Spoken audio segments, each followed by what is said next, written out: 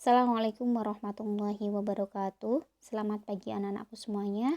Kelas 8 SMP IT Harapan Bunda. Semoga senantiasa dalam keadaan sehat, bahagia, dan semangat dalam mengikuti kegiatan KBM daring. Baik anak-anak, untuk hari ini di pelajaran Bahasa Indonesia kita akan belajar terkait dengan teks persuasif. Nah, untuk tujuan pembelajaran hari ini kalian mampu menelaah saran, ajakan, atau arahan dari permasalahan aktual dari sebuah teks persuasif yang kalian dengar.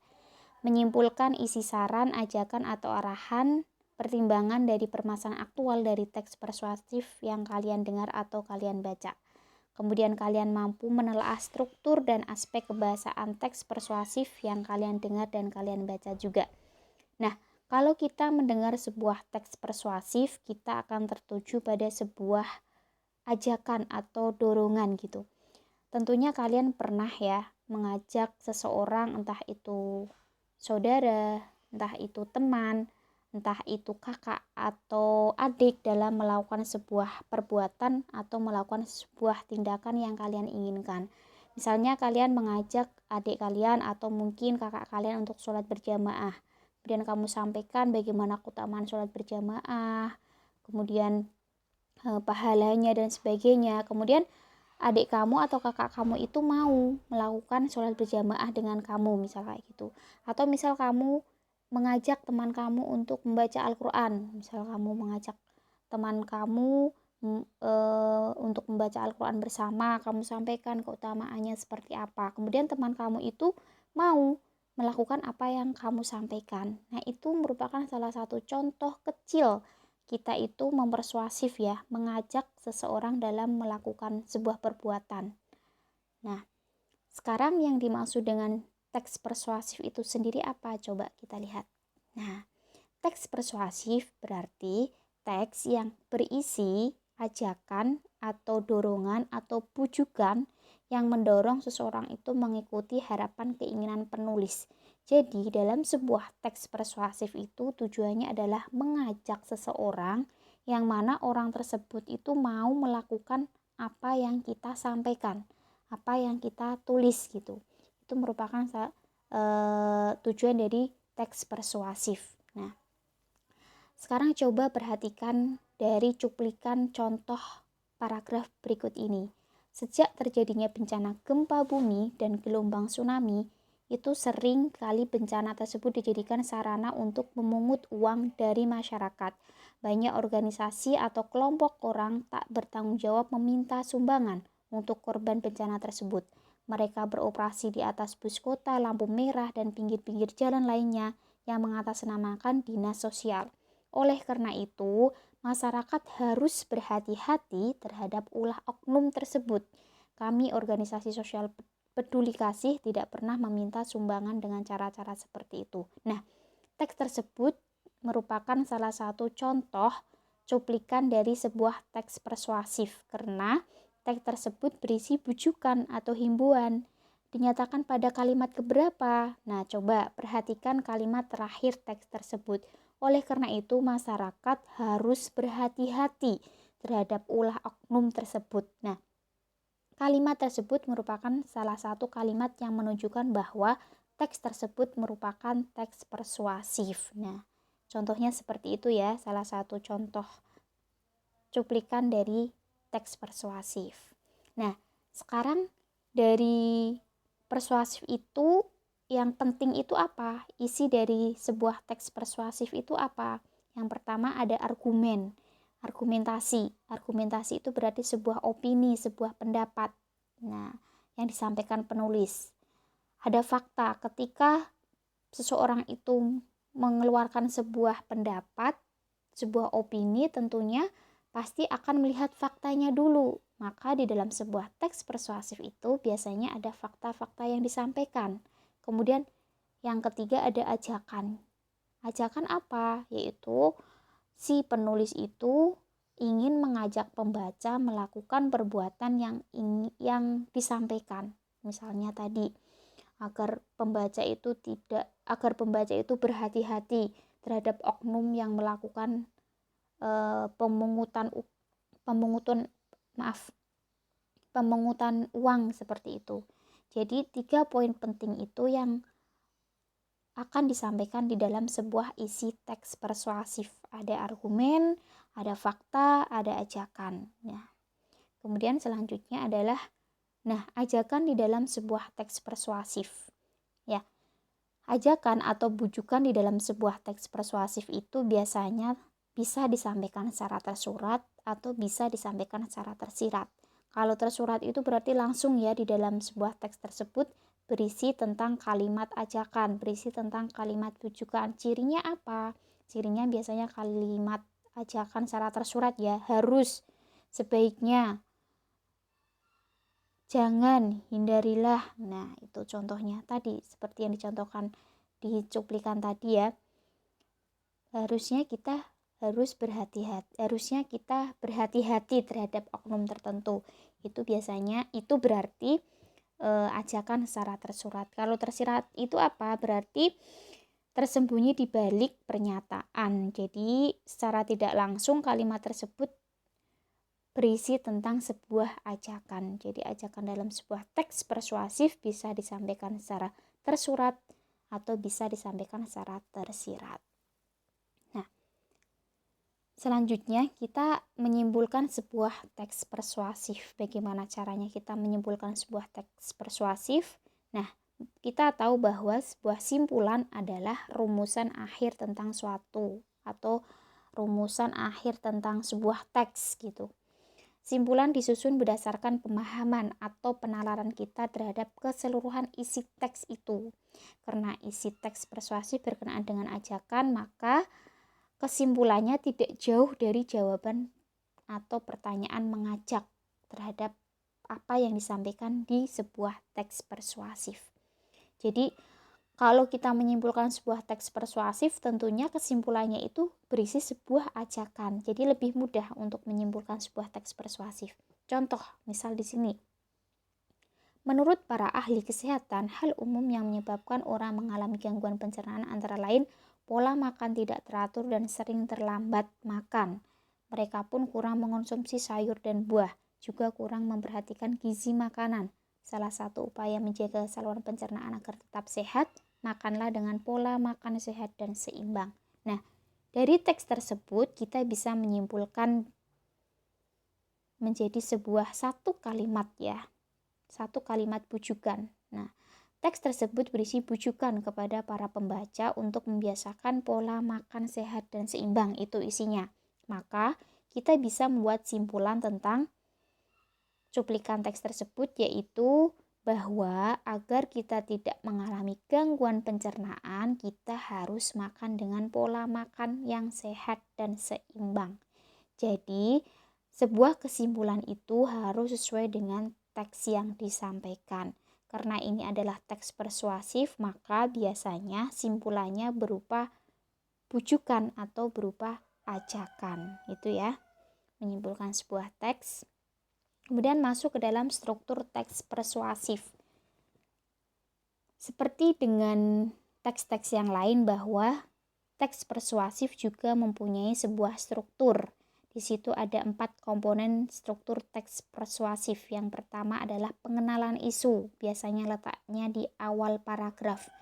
Pengenalan isu itu berisi tentang pengantar atau masalah umum yang menjadi dasar penulis untuk menyampaikan teks persuasifnya. Jadi masalah umum yang diangkat dalam sebuah teks persuasif. Nah, misalnya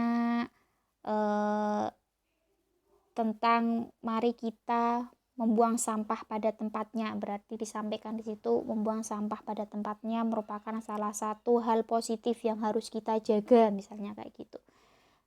Misalnya mari kita jaga tubuh dari, mari kita jaga lingkungan, mari kita jaga kebersihan.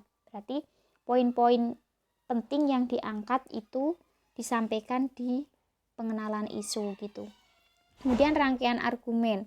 Rangkaian argumen berarti sejumlah pendapat penulis atau pembicara terkait dengan isu yang dikemukakan.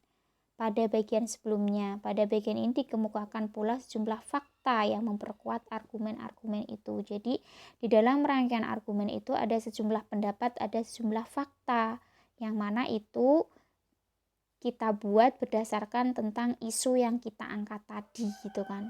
Isu yang kita sampaikan di awal tadi itu masuk ke dalam rangkaian argumen. Ada pendapat, kemudian ada fakta. Kemudian pernyataan ajakan. Nah, pernyataan ajakan di sini merupakan salah satu poin penting dari teks persuasif karena memang di dalam teks persuasif itu ya intinya kita mengajak seseorang untuk melakukan apa yang kita tulis gitu kan. Maka sebagai inti dari teks persuasif yang di dalamnya dinyatakan dorongan kepada pembaca atau pendengar untuk melakukan sesuatu gitu kan. Itu adalah pernyataan ajakan. Kemudian penegasan kembali. Penegasan kembali berarti di sini berisi tentang simpulan atau rangkuman dari keseluruhan dari pengenalan isu, rangkaian argumen, pernyataan ajakan itu dibuat menjadi sebuah ringkasan atau menjadi sebuah simpulan, maka itu akan menjadi sebuah penegasan kembali. Jadi ada 4 hal struktur teks persuasif ya, 4 poin harus urut ini menyampaikannya. Pengenalan isu, rangkaian argumen, pernyataan ajakan, kemudian penegasan kembali. Kita lihat contoh sebuah teks persuasif ini ya, paragraf teks persuasif. Nanti kalian akan diminta untuk membuat teksnya juga di modul ya. Di modul itu kalian diminta untuk membuat sebuah teks persuasif. Nah, di sini ada contoh, mari menjadi pengusaha.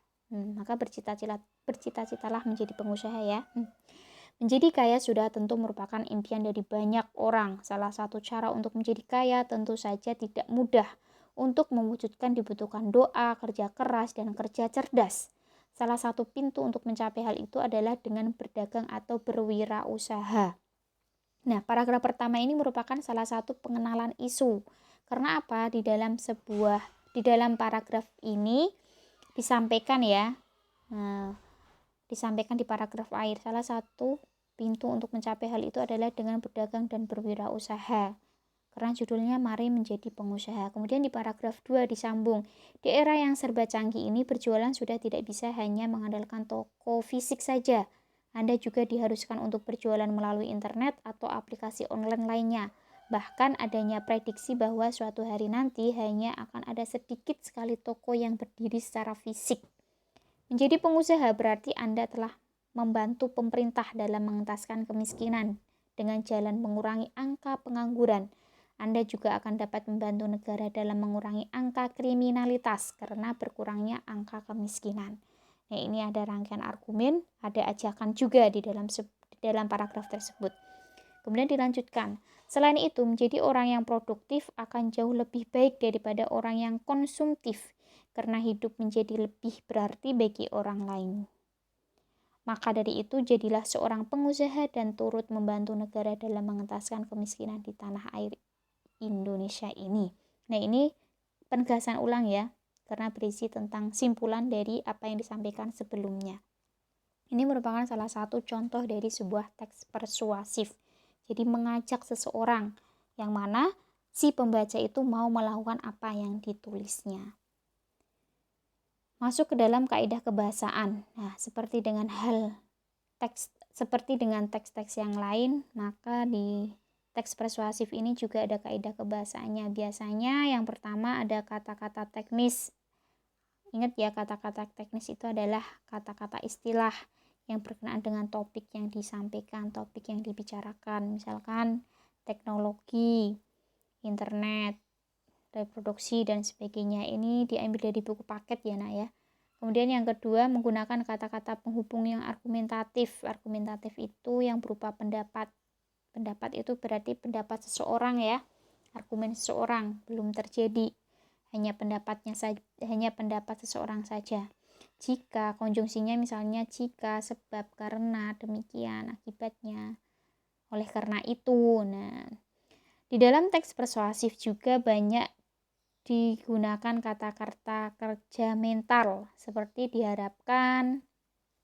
Kata-kata kerja mental ya, diharapkan, memprihatinkan, memperkirakan, menduga, berpendapat, berasumsi, menyimpulkan. Nah, Di dalam teks persuasif juga menggunakan kata-kata perujukan seperti berdasarkan data, merujuk pada pendapat, berdasarkan hasil penelitian, berdasarkan sumber. Nah, itu adalah kata-kata perujukan. Nah, pernyataan-pernyataan seperti itu digunakan untuk lebih meyakinkan dan memperkuat bujukan yang digunakan penulis sebelum atau sesudahnya. Jadi, ada kata teknis, ada kata hubung yang argumentatif, kemudian ada kata kerja mental, kemudian ada kata-kata perujukan. Yang terakhir ada pendapat dan fakta. Pendapat dan fakta sudah kita pelajari di semester kemarin. Pendapat fakta berarti pendapat itu suatu hal yang bersifat subjektif, belum terjadi, hanya pendapatnya seorang aja, hanya argumen seseorang aja. Nah, kalau fakta berarti suatu yang objektif, kalau pendapat tadi subjektif ya. Kalau fakta berarti objektif, apa adanya, sesuai data, sesuai sumber, sudah terjadi, nah, dapat dibuktikan. Nah, itu ya kaidah kebahasaannya. Ini contohnya. Pendapat kita memang belum bisa terbuka membicarakan soal ini di buku paket ya, di buku paket ada. Itu ya terkait dengan kaidah kebahasaan teks persuasif, struktur, kemudian tujuan teks persuasif dan sebagainya. Semoga mudah dipahami. Ini juga sudah Ustazah sampaikan di pertemuan kemarin ya di Jimit. Kita berdiskusi terkait dengan teks persuasif, materi-materi yang berkaitan dengan teks persuasif. Semoga bisa menambah pemahaman kalian dalam materi ini. Baik, cukup sekian dari Ustazah. Semoga bisa lebih paham. Yang kemarin belum menyimak, silahkan bisa disimak dengan baik. Ustazah cukupkan sampai di sini. Assalamualaikum warahmatullahi wabarakatuh.